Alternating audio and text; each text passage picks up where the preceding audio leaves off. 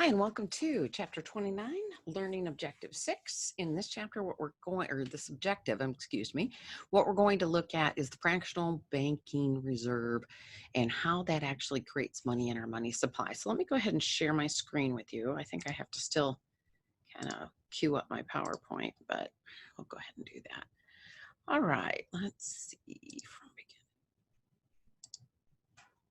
Okay, so we're going to take a look at how banks create money in a fractional reserve system. Again, that's the system that we use here in the United States. So fractional reserve banking works like this. For every deposit that the Federal Reserve Bank takes in, they have to isolate a certain percentage of that. We'll call that the reserve ratio.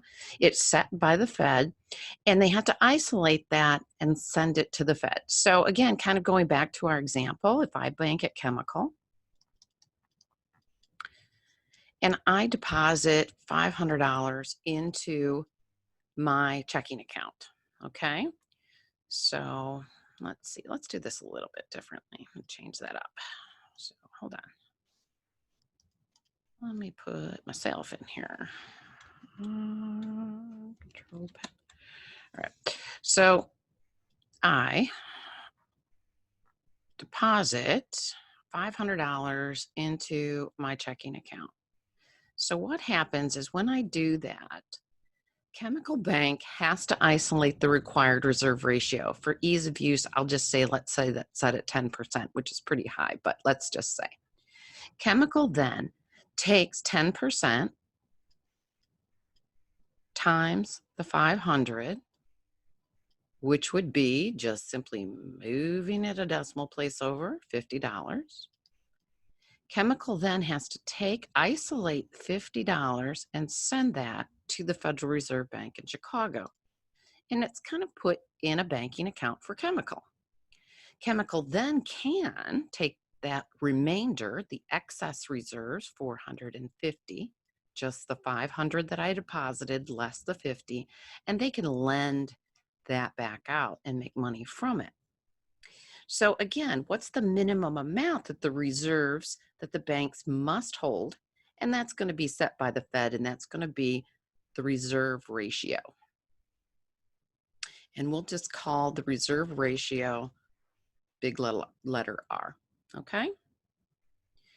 All right, so how does the Fed use that? Well, if the Fed increases the required reserve ratio, what essentially that means is that banks have less money to loan out.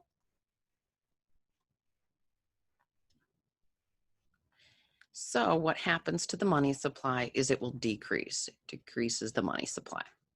If they decrease the required reserve ratio, they can loan out more money, which will increase the money supply. So that's basically how this required reserve ratio works.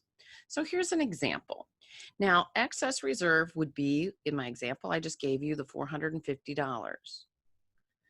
But sometimes banks have to hold reserves above, banks may hold, excuse me, above that legal requirement. So in this case, the banks could loan back out the 450, but sometimes they choose to hold excess reserves because, again, they might be making more types of loans which are more susceptible to risk.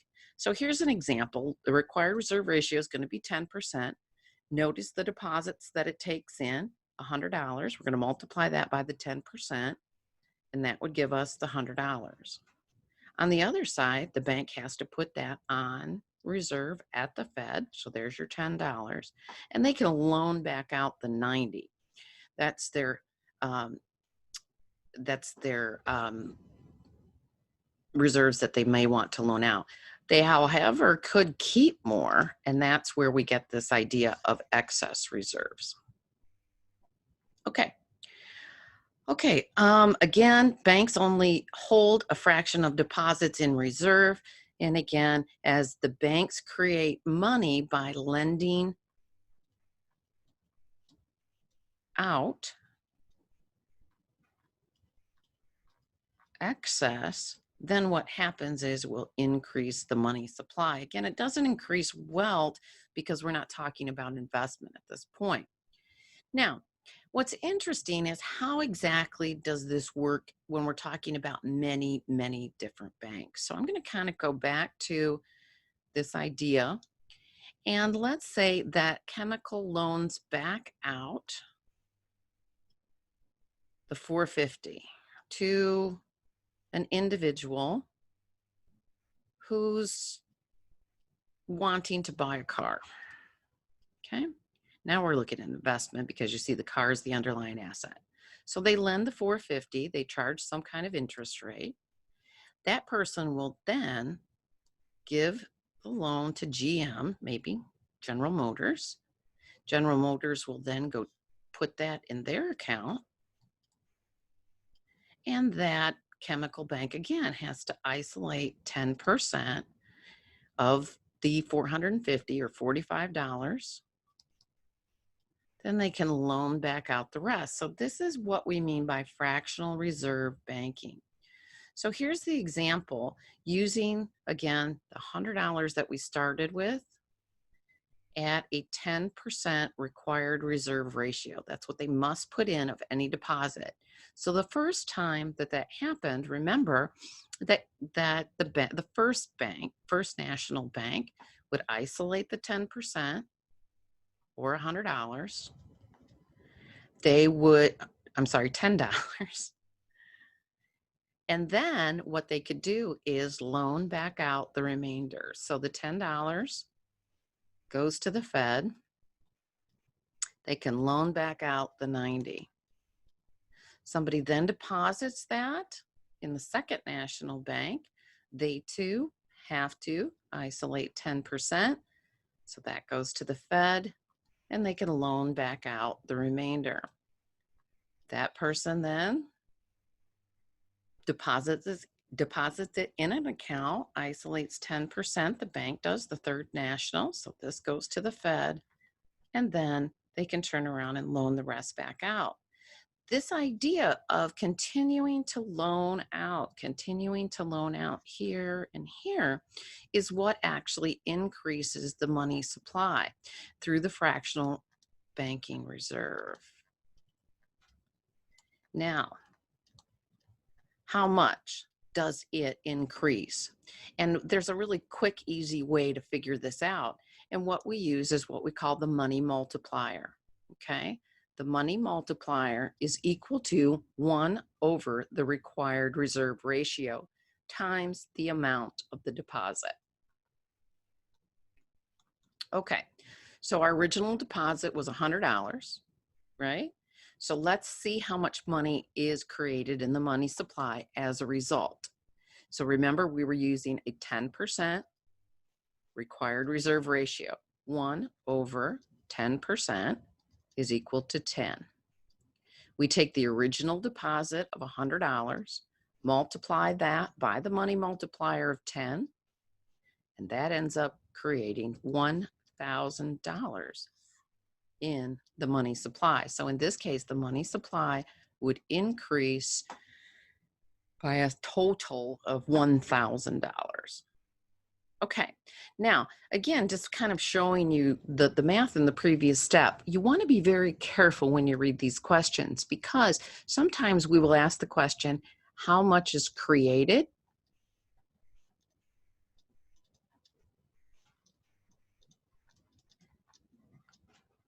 And then we will also ask, how much is in the supply?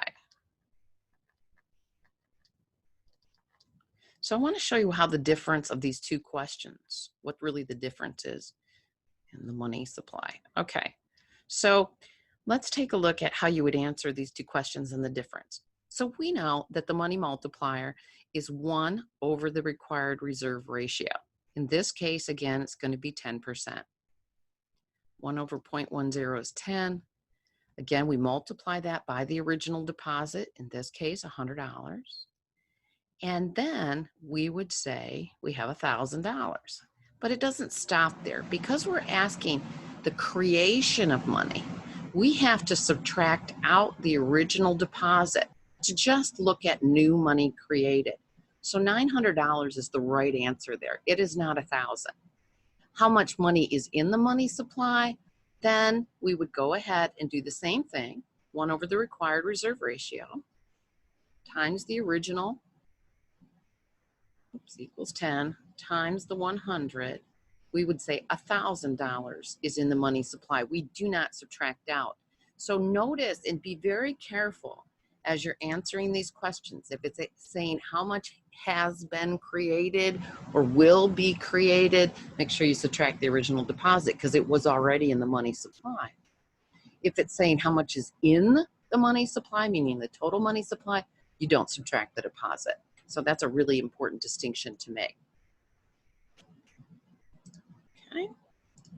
All right. Okay, so again, what is the money multiplier? And that's going to be 1 over the required reserve ratio, whatever it is. The higher the ratio, the smaller the multiplier. So as the required reserve ratio increases, the money multiplier will decrease, right? Because the money supply is decreasing as well. All right, let's take a hand at this. While cleaning your apartment, you look under the sofa cushion and you find a $50 bill. Bill, most liquid, so that would be part of which one, M1 or M2? If you answered M1, you are correct. You deposit it into your checking account. The Federal Reserve requirement is 20% of deposit.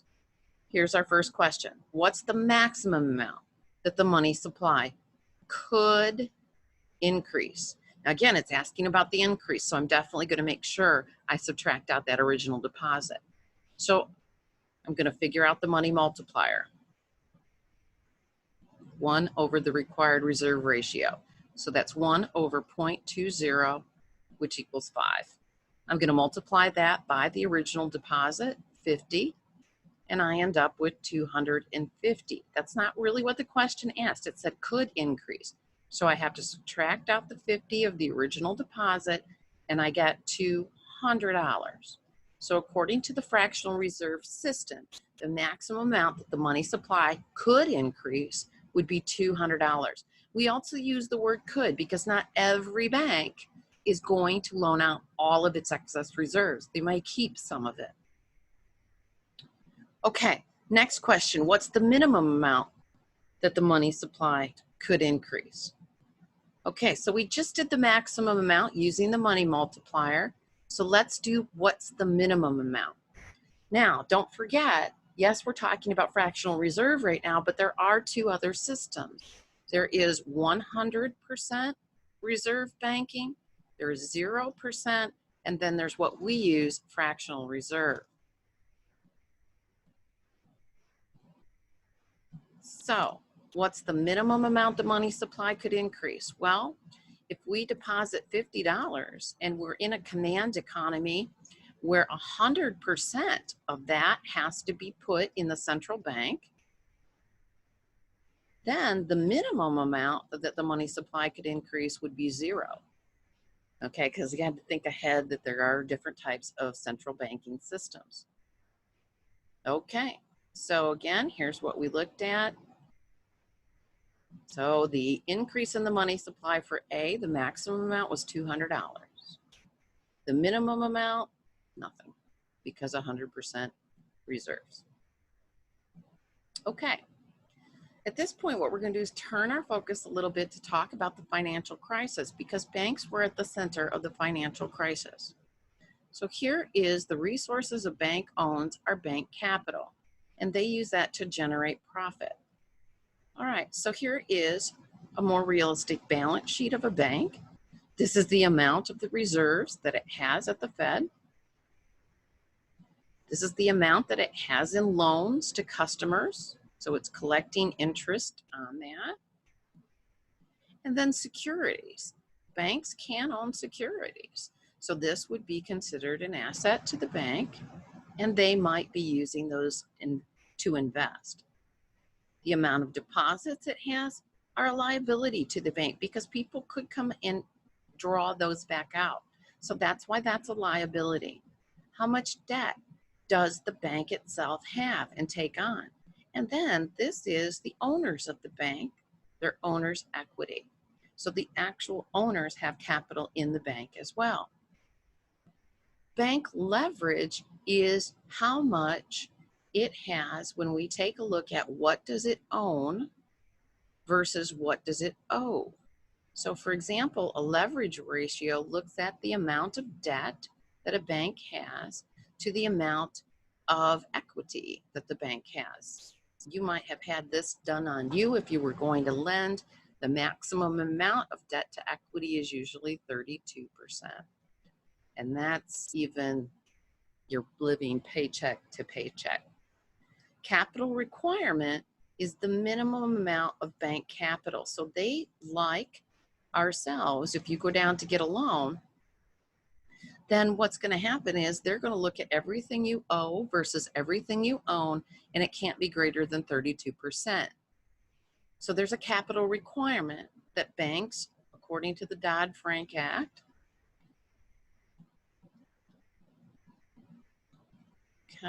sets, and that is set at the federal level.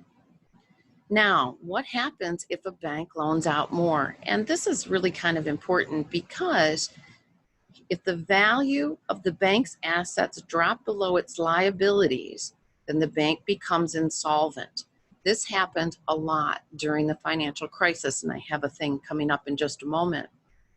So what happens is we want banks to remain solvent. We don't want the Fed to come in and be that lender of last resort and bail banks out. Since 2008, the Fed also engages into short-term loans to banks. It also might buy back some of the troublesome loans to make that debt to equity ratio different. Okay, if a bank's assets rise in value by 5%, this is not so bad, but let's say the leverage rate is 20. So what we do is we take the $1,000 of assets, multiply that by the 5%, which would be $50. That's where we end up with this $10.50. Bank capital rises from 50 to 100. Why 50 to 100? 50 times the 20 would give us the 100. Okay, so a 5% increase, it increases the owner's equity by 100%. If a bank's assets are reduced, then the same process kind of starts. We take $1,000 times the 0.05, which gives us $50, but this is now a loss. Notice how it was added last time. So 1,000 minus the 50 gives us the assets worth $950. Okay, now when we take a look at that, we go, okay, 50 times the 20 is a 100% change. And this is why the value to the owners falls to zero, because it leads to 100% fall in bank capital. Now, what happens if banks' assets are reduced in value by more than 5%? Some people who borrow from the bank might default, leverage ratio of 20, then we have the assets falling below the liabilities, they can't pay, and the bank becomes insolvent. And this is where the Fed would step in and try to save the bank. Depositors have federal deposit insurance, FDIC, you've heard of, I'm sure, which we increased in 2008. Little historical context, in 2009, there were actually 140 bank failures. The prior year, there were only 25. And here's the deal, from 2006 and 5, there weren't any at all. So this is part of what led into the financial crisis, because a lot of banks couldn't and were engaging in some risky, very risky types of investments in mortgage loans and backed securities. The shortage of capital, we reduced lending, we had the credit crunch, and again, the downturn in the economy. Now, the Fed did step in and rescue some banks, Bank of America,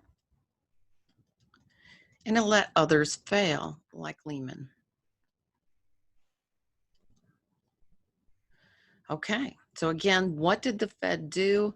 The Fed temporarily made the U.S. taxpayer part of many banks and again recapitalized the banking system. We did have some rules in place prior to, to 1997. So after in 1932, there was a uh, act that was passed. It was called the Glass-Steagall Act. And the Glass-Steagall Act said that banks really could not engage in speculative investing.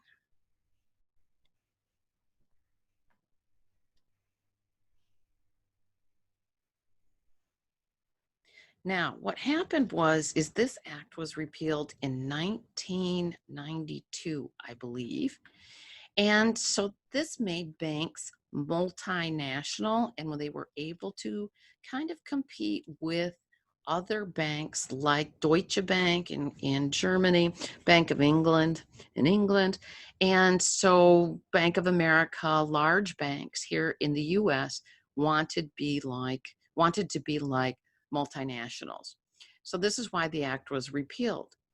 Interestingly enough, after the economic collapse of 2008, we have the Dodd-Frank Act, which looked a lot like Glass-Steagall, but it was much broader in scope and narrowed banks' focus.